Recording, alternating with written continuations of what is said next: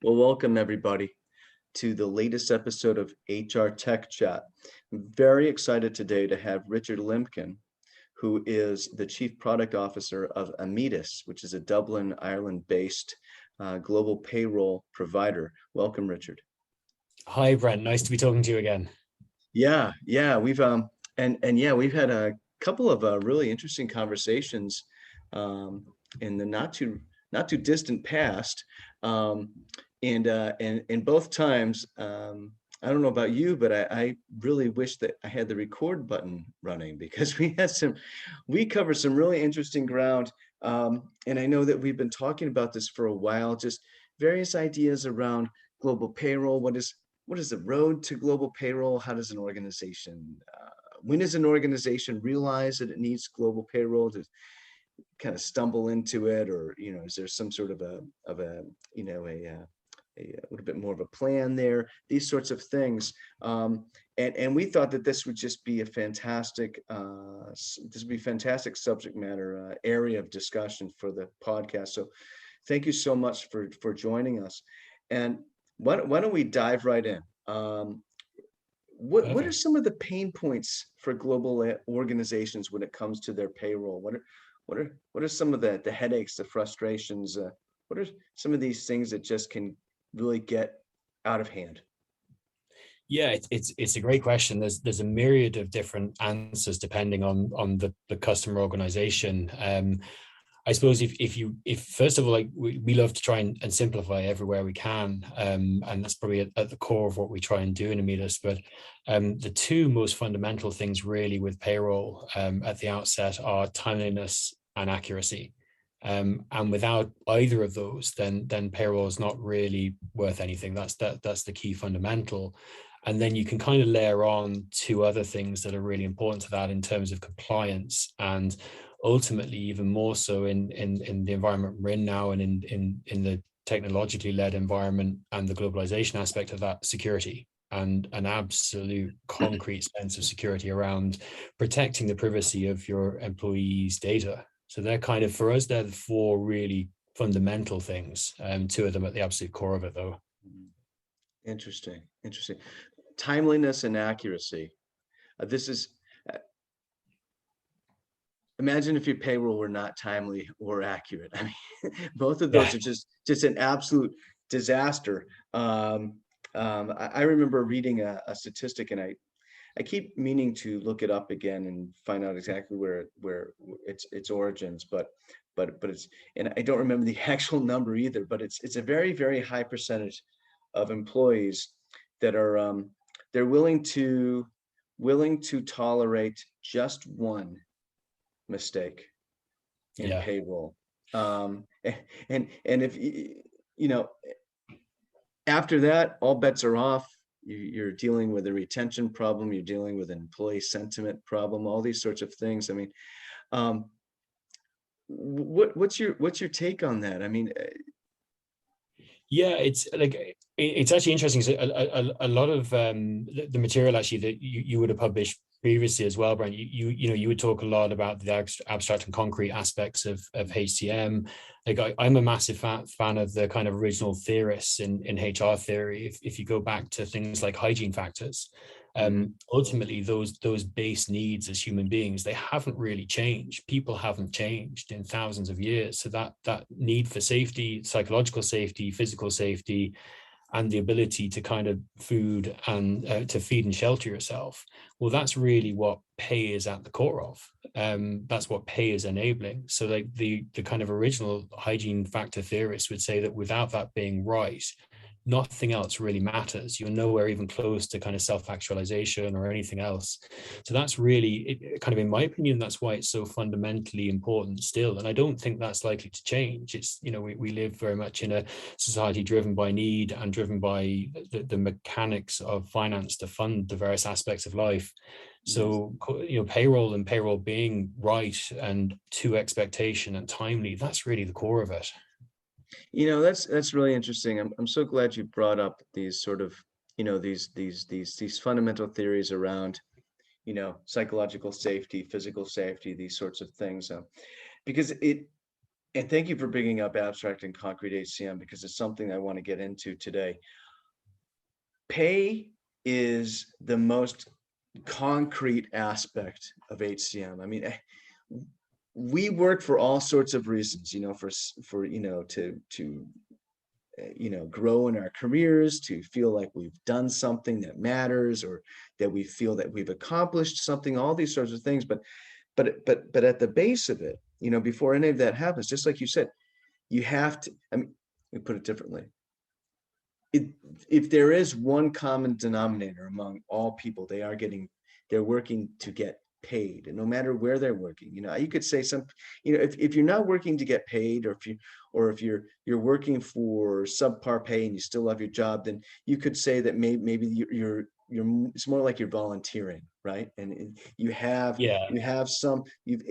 been able to secure some sort of semblance of safety for yourself by other means, right?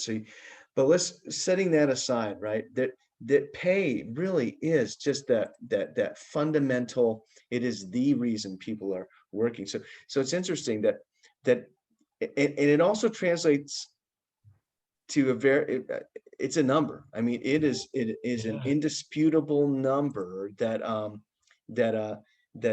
goes into the GL every 1-2 weeks, some places a month, every month. And that's indisputable. And that's the most measurable. So you could say it's the most measurable thing about HCM as well, right? And that's what we mean by concrete HCM is, financially quantifiable things that we can influence in a way that's very readily recognized by accounting, for instance, right?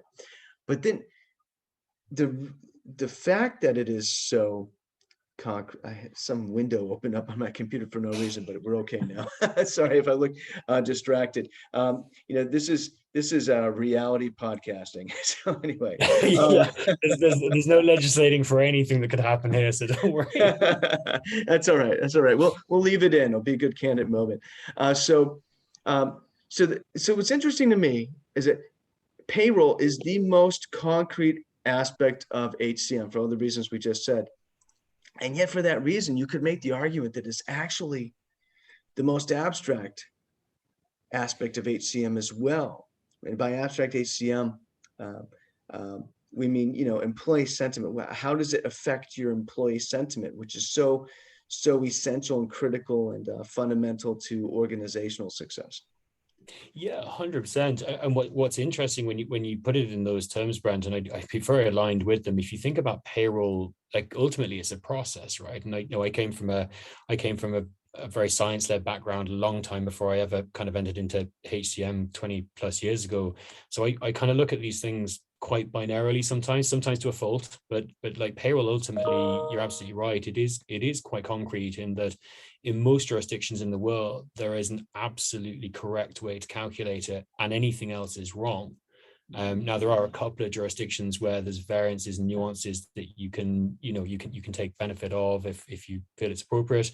That's all fine. But like ultimately, some of the more abstract aspects of HCM ultimately funnel and filter down into the payroll process. If you move from comp and ben and reward theory into what the actual tangible results of those are and how that then manifests, it ultimately filters into that concrete binary process of calculating payroll. And you're right, it generates a number.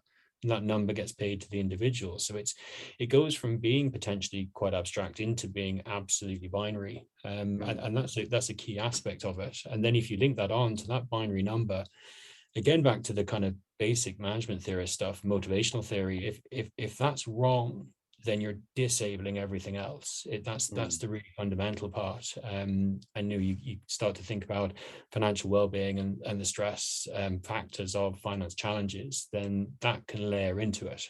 So it can all really compound. You can go from maybe very abstract to very binary to very abstract again, all through the same process.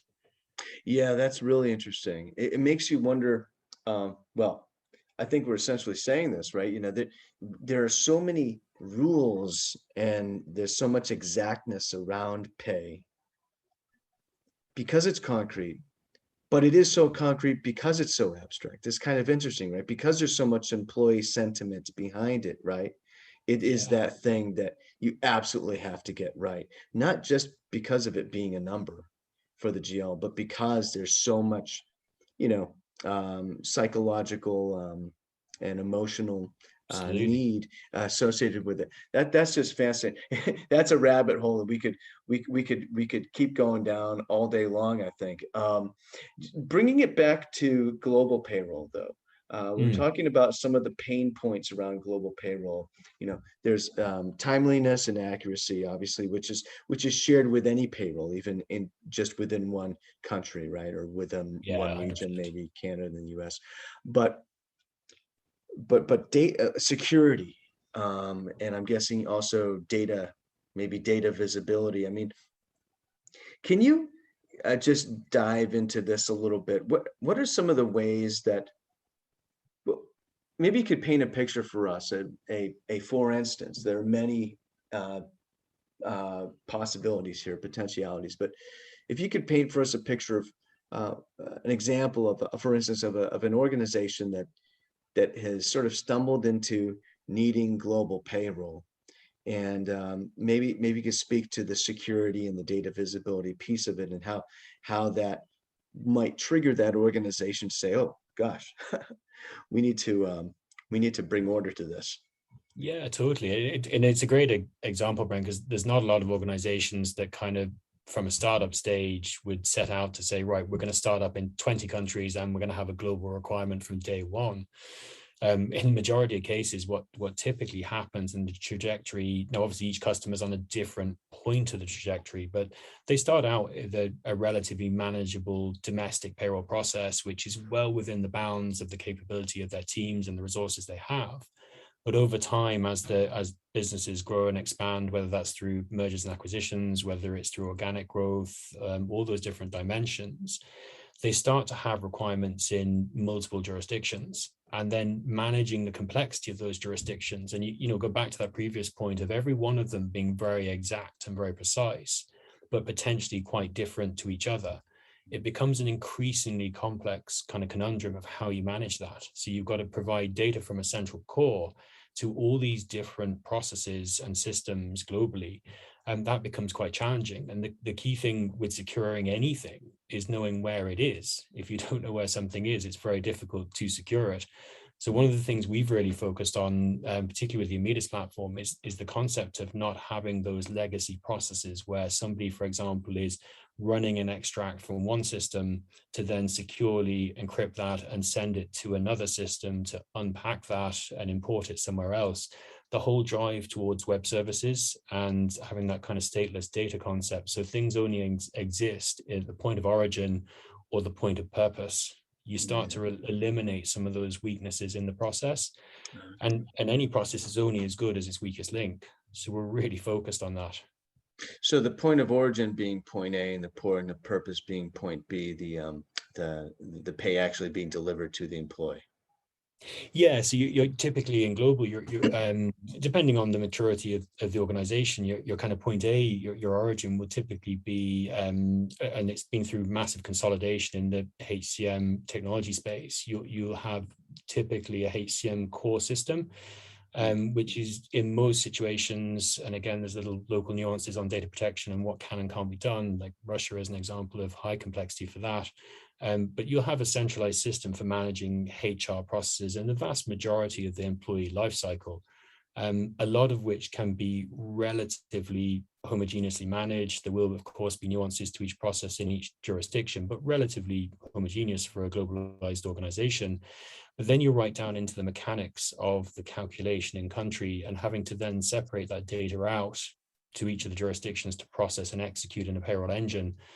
That's really where you're going to the point B. How do you go from that centralized core, and not necessarily even one core? It might be a HCM platform plus potentially an external benefits global platform or a time and workforce management system, and getting those into the right place securely to be able to have every data point you need to calculate payroll, even though each of the data points may be different in each jurisdiction. So it's that kind of almost spider web of getting things aligned and consolidated without losing control of where they're going and without that becoming a hugely manual process for a team that have to manage that centrally. Mm. How much of that is so that's very much a technological process, correct? Yeah, it is very much tech enabled, but there is a massive service aspect to that as well. And in terms of good HR business process, globalized design, those types of aspects that can really drive good behaviors. So we would often consider, is a customer really ready for global? Are they actually looking for lots of local domestic situations, or are they on a truly global journey and ready to engage in a globalized model? So that is a big piece of it as well. That process engineering from a HR perspective, data readiness, they're all key components of enabling good global payroll. So in other words, an organization could have a global footprint, but not necessarily be ready, not necessarily need just yet a full-fledged, consolidated global payroll solution. It could be that they just need some assistance at the local and regional level, wherever their locations are, to just to help facilitate the proper processing of payroll each period. Is that what you're getting at? Yeah, and you can absolutely enable that through technology. But maybe an example would be, if you look at some of the, not to name any, but if you look at leading kind of professional service firms, they would classically have grown up as a much smaller number, globally distributed limited liability partnerships. So they were almost isolated practices, and they came under a single banner, and they grew and they consolidated some processes. But not all of them would have consolidated things like HR, finance, payroll into a common core. So they could still be operating at a country level, potentially maybe a regional level. And part of executing really good global solutions for HR and payroll is around alignment of that. It doesn't mean that everything has to be identical by any means, but it does mean that you should be operating relatively similar processes and get the overall global outcome and efficiency from that. Let's take a and this might be this might be too vague, so stop me if it is. But let's take a global organization that well, let me ask you this: what size, in terms of number of employees, is an organization typically when it's become, objectively speaking, a global organization, if it is a global organization? So are we talking, let's say you have an organization that's 500 employees. That is it. Let me ask it this way. This is a better way to ask it. Let's say you have an organization that's 500 employees. That's kind of on the high end of a small business, right? Is it possible for an organization of that size to be global and actually need a global outsourced global payroll solution? Or are we talking about just every possible permutation here? There's so many idiosyncrasies that there's just too many possibilities to really taxonomize right now.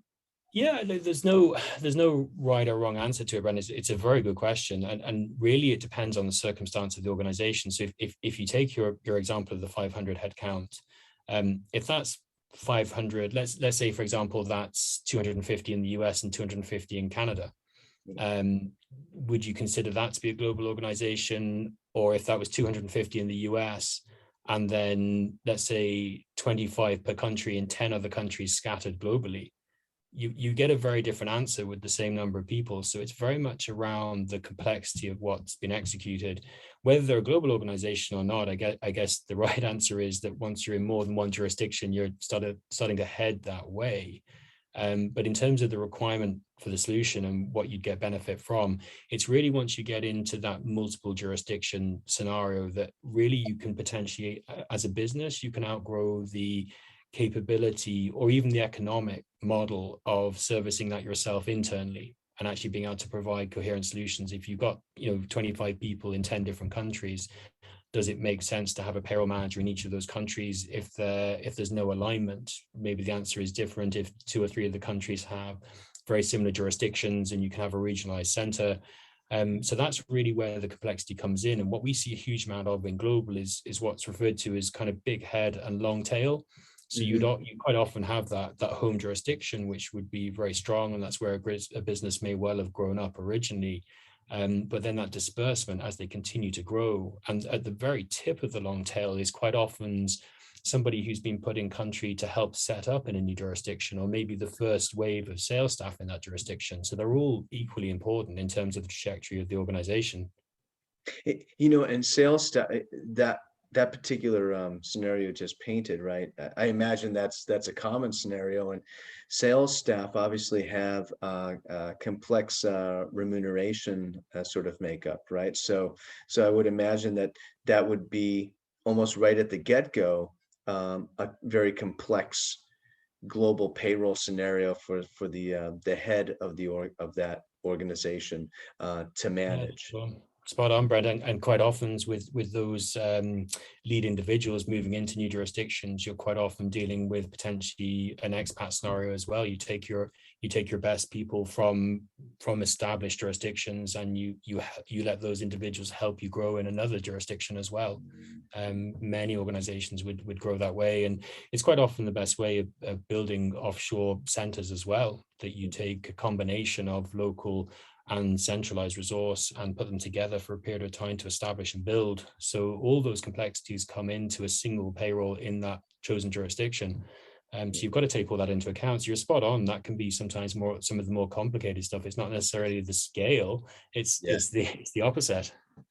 Yeah, and that's interesting to me. And what seems to be sort of forming right now is this idea that it's not necessarily how large the organization is, but more so how many locations it's in and the types of employees in the various locations. So you could have, let's go back to that professional services organization, maybe a fairly homogenous type of employee, and spread across many countries, that is going to be complex, but not as complex as what we were just describing, which could be a much smaller organization, but with all sorts of different types of employees with different pay related needs.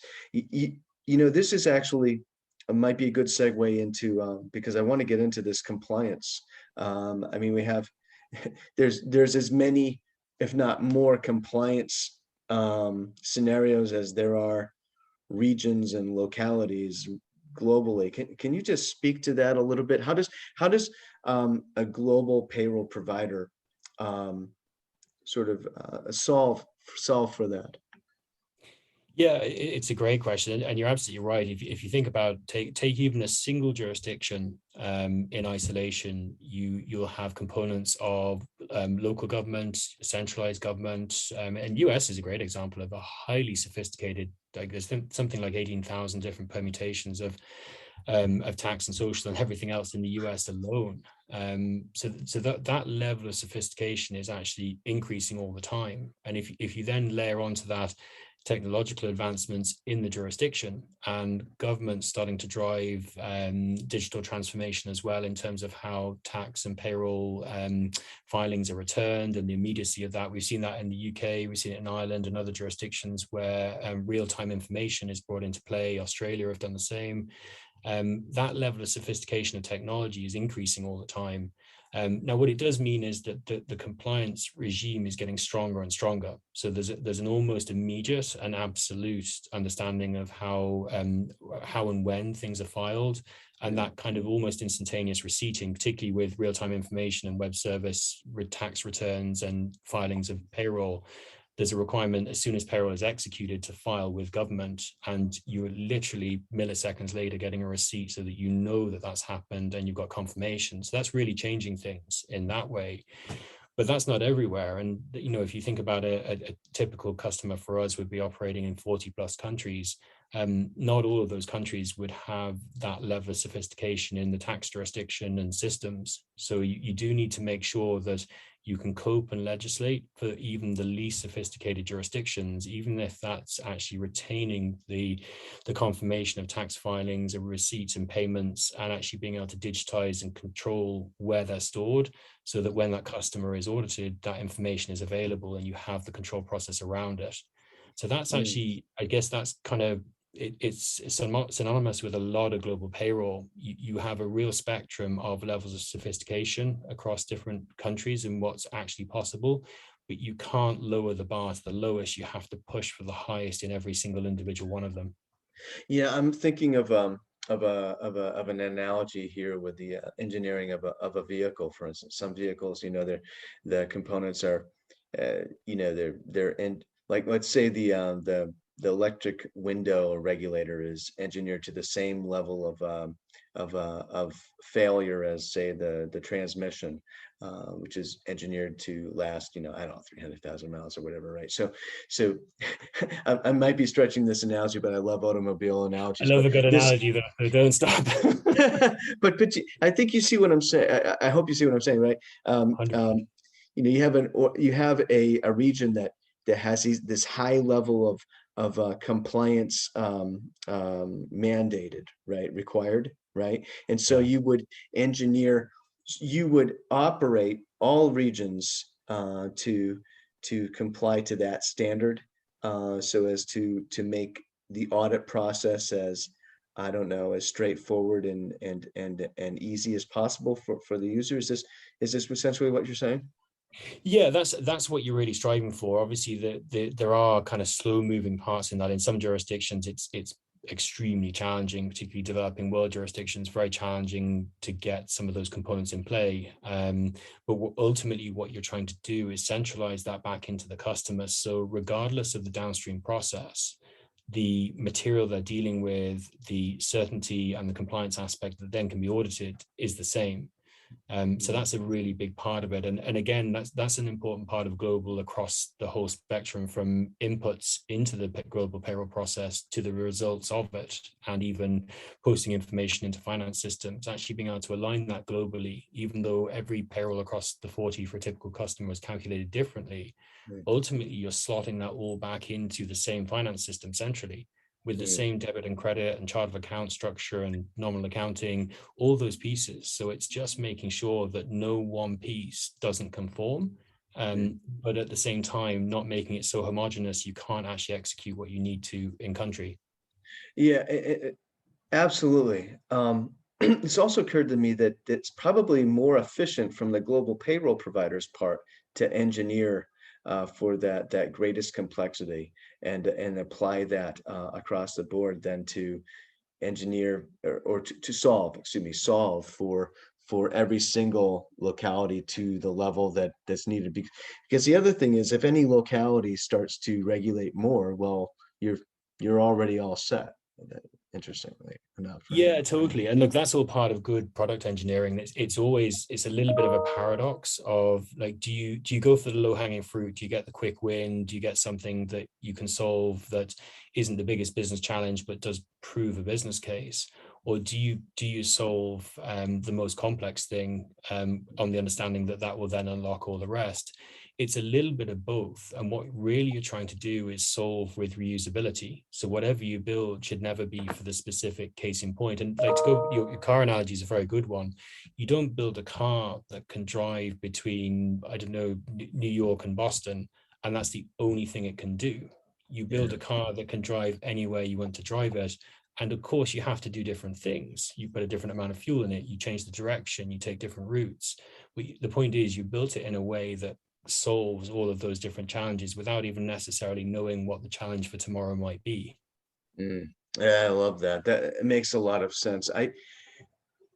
There's a couple things I want to get to in our remaining time. So one of them is, and we'll put a sort of just a placeholder on it for the moment, is just a little bit more about concrete and abstract HCM, how it, how it pertains vis-a-vis global payroll for various stakeholders in your organization. We can get, I think we talked about it from an employee standpoint already, in a I'd say a pretty nice way, but I'd like to get to some other stakeholders. But first, this occurred to me. I think this would be interesting. Can you share with us, obviously not sharing actual customers' names or anything like that, but can you share an example of maybe a customer that you thought, wow, these guys, understanding that global payroll is necessarily it's just sort of by design. There's no way getting around it. That it's something that you did figure out that you need, that you put in place after you've gotten to the point where you need it, versus Yeah. sort of putting it in place beforehand, right? Is there any customer you've had where you thought to yourself, gosh, these folks, they really, I mean, they were on it right away. They just, this. I wish I Yeah. wish all our customers were like this. They got it, nipped it in the bud right away. Have you had that sort of a scenario? Yeah, definitely, Brent. I guess it almost every kind of conceivable area on the spectrum of being ready or not ready for global, we've seen a significant mix of that.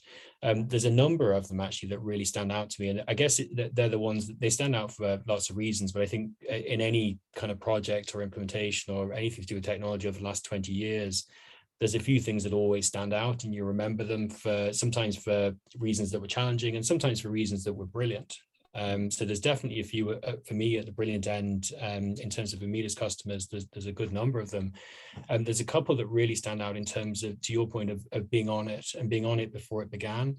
And part of that is taking a really forward-looking approach to how ready you are, and being on that journey ready for global. What does that really mean? Well, it means that when they first went to market and implemented their HR platform, they did it in a way that they kind of brought everything in centrally, rather than implementing a country at a time and doing each one in isolation and pandering to local needs in every regard. They always had the concept of running things at least at a regional, if not a global level. So they'd gone through the exercise of consolidating their comp and ben. They'd looked at how people were remunerated globally. They'd aligned things that were similar and called slightly different things, but actually amounted to the same thing. All those kind of things that are a lot of hard work to do, but really important to the outcome and the efficiency of the organization.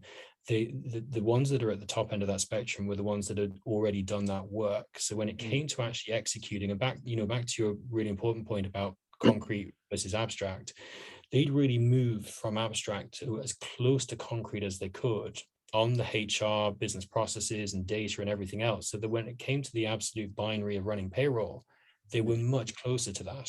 And you still have the little weird things in certain jurisdictions where, let's say, for example, there's a particular type of employee reward you want to give for high performers, but in one or two jurisdictions, it's just not legally allowed to pay it as a tax-free benefit. It has to be dealt with differently. Even those types of complexities, they've started to take into consideration. So they're the really high performance organizations that can drive through global payroll at an incredible rate. That's interesting. Yeah. So it's almost as if they read the right books, right? Okay, Yeah, yeah, totally. read all the right articles. Okay, let's make sure we do, because there's so many things to bear in mind for across enterprise, not just in HCM, right? Or Totally. obviously payroll, that to have as streamlined, as straightforward of an enterprise software ecosystem as possible as you grow. And it's always occurred to me, gosh, it would be great if every organization could, you think about, small, SMBs, you try to get them thinking about some of these things at the very outset. And I think that's a good exercise, but so many of them are just, they're focused on, their immediate, and often it's very concrete HR related needs, and you can't really blame them. It's not as if they're just being irresponsible or anything like that. No, that's just the nature of what it's all about at those beginning stages. Most organizations, when they're small, when they grow to the point where they need some sort of an HCM solution in place, it's because all of that ultimately automatable stuff has just become too much to handle from a manual standpoint. So yeah, so many parallels there. Have you ever encountered an organization that, or a situation where you thought, oh wow, they let that go a long time. We can fix this, uh, but but it's going to take some Yeah. doing. Yeah, absolutely. And I suppose that the first thing I'd say is, would you be surprised by that? I guess not, because like part of the need and part of the reason to going to market for any kind of consolidated solution, but particularly global payroll, is you've potentially gotten to a point where you're struggling to manage the process, and struggling to manage the complexity. So quite often these things, and particularly payroll, has been super underinvested in terms of technology. Historically, payroll was always the piece, it's the real thing of, if it's not broken, don't try and fix it. Back to the earlier points, if you make a mistake in the transition of a payroll, that can be damaging, so let's just leave it alone. That's been the kind of premise around payroll for, I guess, for the last 30-40 years. But we're at a critical point now where globalization is driving the need to change that, and businesses just simply cannot continue to scale without addressing that global payroll challenge. So quite often customers are in that situation. We're actually not sure what the path is from here. We've gotten to this point, and that's part of maturing as a business as well, as you go through those different stages of growth, potentially from early domestic business to a business doing globalized international business, but from small number of jurisdictions to having presence globally. It's not the same path for any organization by any stretch, but it's all part of growing up as a business, and your requirements change. So they need to facilitate those and to accommodate your workforce. And even, the piece you spoke to earlier, Brent, around the employee becoming more and more centric to that. We think of employee centricity as a key part of our roadmap, and everything we do is around trying to deliver to the employee, the customer of our customers, as we think of them. That's what's really changing in the marketplace as well. People's right to understand their data, where it's held, how it's managed, what it's used for. And that's really driving out of HR and into payroll as well. Yeah, yeah. People taking just sort of you could make an argument for, we could discuss this for hours, but this idea, just the evolution of the employee's understanding of their relationship to their employer. It has moved beyond, I think, just in terms of where we are today versus say 100 years ago. I'd be hard pressed to imagine most employees asking, oh, what am I getting out of work aside from, my pay, right? Obviously there were professionals back then too, but that was also a career for them. Let's switch gears here in the remaining few minutes we have. Let's talk about abstract and concrete HCM, or it doesn't even have to necessarily be abstract and concrete, but what are some of the challenges that let's say the CIO or the CTO encounters specifically in HCM, and then if we have time, maybe a little bit about what's the domain of the CFO? What is the CFO concerned about? What are the potential pitfalls for finance and the CFO when it comes to global payroll being maybe not in order? Yeah, totally. There's a big breadth of things there, and they are, I guess, the hats they wear are very different. Some of the concerns are very similar, but I suppose ultimately for if I take the CIO first, generally speaking, in most organizations, the protection of and security of all aspects of the corporate information, including the employee aspects of that, would fall in that remit. So typically in that role, the absolute certainty around how data is managed and secured, and increasingly so the reason it's even held, and what it's used for, become really quite central. So that certainty around how any SaaS provider, or even internal system provider, how they secure the data, how they manage that, how they comply with an increasing number of local legislations around that, like GDPR and other aspects. data sharding and whether certain aspects of a record could only be stored in certain jurisdictions. All those pieces are becoming increasingly complex. So they're very much CIO domain. So they tend to be the primary concerns around the ability to operate a complex landscape, but keep things safe. And a lot of that's about understanding what is where and why. That's probably the simplest way of looking at that piece. So very much a compliance concern. Yeah, data compliance, compliance with securing the data, storing the data, and ultimately processes around it. And again, back to any process, where are the weak links? Where are the things that are most likely exposed? And how do we manage and mitigate against those? So that's something we as an organization put an insane level of focus on, for all the right reasons, and it's paramount that we do. The CTO then, interestingly, they tend to be less involved in the, other than the potentially initial selection and maybe some typically in our customer environments, less involved in the implementation aspects of a global HCM or payroll solution. They'd quite often lend resource in terms of integration and those types of aspects.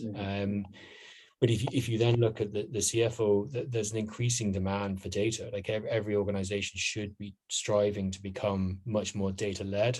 We're seeing the prevalence of chief data officers in many organizations, and the need to really use data in a way that can drive dominant change in a business and making the right decisions proactively for the right reasons. And payroll for a lot of organizations is a substantial, not for all, but for most organizations is a substantial chunk of the cost. Unless you're in a manufacturing environment where that can often be less so, raw materials can kick in. But that understanding of where the cost is, how the cost is managed, and how efficient that is in delivering for the business in different areas. So being able to consolidate that data, get access to it. Again, to your point, Brent, around compliance, making sure that all the filings are accurate and correct, making sure that what was in a gross to net is absolutely what's posted through journals when it was rolled up and consolidated across multiple FX rates in a period. All those different things are under control. CFOs are a key stakeholder for us in most global payroll implementations. Yeah, whether you're in a manufacturing organization or any other kind of organization, whether the payroll, that final number for payroll is the largest number or not, it's going to be a significant number for any organization. Yeah. And just like any other type of cost, it's going to be very much of interest to the CFO. So, and that CFO is going to want to have as much insight, like you said, into exactly what's going on with that number at all, conceivably all the time. So yeah, absolutely. And you know what, the data piece, the data security piece with the CIO that you mentioned earlier, obviously that's also employee sentiment thing, right? Because very much so. Yeah, like it's so key, and we've seen a huge amount of that. A big piece of like GDPR is a much talked about thing, but a lot of what it really mandated was actually common sense behavior around data. There was nothing really in it that didn't make sense when you understand legislation and what it was mandating in terms of really what was central in the theme was putting the individual that the data relates to in control of that data. And it was a really important step in that direction, that ultimately you as the person own your identity and all aspects of that, and you're lending that to other people to use for a purpose, which is really important. So that you're absolutely right, that sentiment is fundamentally shifting, and we're absolutely seeing it even in the employee environment, employees being highly demanding and potentially rightly so as to why you have their data and what it's used for. How much of it is long-term stored versus short-term usage. All those types of dimensions are shifting and will continue to shift. Ultimately, I see the trajectory for the HCM market is likely to fragment, not in the near term, but into almost a decentralized model where the person owns their record, and that record effectively becomes a HR passport that travels with the individual as they move through their career. And that kind of centralized storage, we're starting to see it with digital wallets and certain aspects of the record in terms of maybe certification for education and courses you've sat, but that will propagate, and that's becoming increasingly important.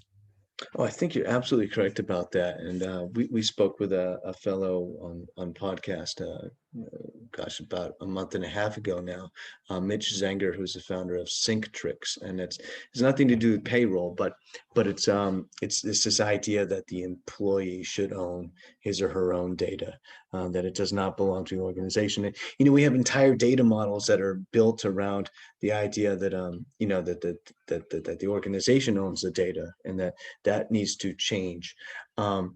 It, it, I'll just leave you with this idea. It's so interesting that we ended up talking about GDPR and how a person's individual data belongs to them. This idea that it should. It's so interesting because I thought, to myself, I was walking my daughters down the road and looked at it. She wanted to go down someone's driveway. And I said, well, that's somebody else's driveway. We can't, that's their private property. And then I kind of jokingly talked to her about private property is very important. She's not even 3 yet. She didn't know what I was talking about, right? But I'm priming her. But the idea is that it was kind of a funny thing, but at the same time, right? It did occur to me in that moment that, we don't, somebody's not just allowed to walk in your property and just set up a tent or whatever. You got to invite them. They need to be invited. They need permission. It should be the same with their data online. Yeah, 100%, Brendan. And if you take it to the next step as well, like some organizations would fear that in terms of employees being more empowered and in control of the data. But I look at that as a hugely positive step for everyone involved in the process. If you're looking for good, clean, accurate data, where are you most likely to get that? Well, the person that it relates to, who knows the absolute facts, how many dependents they have, what the age of the children are, those little simple things that in some jurisdictions influence how you're paid. Put that into self-service, which is what a lot of our customers are starting to adopt in the Immedis platform, is actually pushing that to the employee to self-manage. What it also does then centrally is it protects you as the employer, because if you don't have the data, you're not ever going to have an issue with that being held or why you're holding it. You're actually letting the employee drive that themselves for the very distinct purpose. They know why they're providing it. They know it's accurate, and everyone wins. So I see those being really positive steps in the industry, and I think they'll accelerate. Yeah, absolutely. Yeah. And you know what? That's another, that would be such an interesting cover. Maybe, maybe we can make that the subject of our next podcast together, Definitely. Richard. How Yeah, about that? Yeah, absolutely. I'd I'm love up to. for that. Yeah. Well, thank you so much for joining us today. I really appreciate it. This has been just fascinating. Yeah, likewise. Super to talk to you again, Brendan. It's always a pleasure. Absolutely. Thank you very much. No problem. Take care. Take care. Bye-bye. Bye-bye.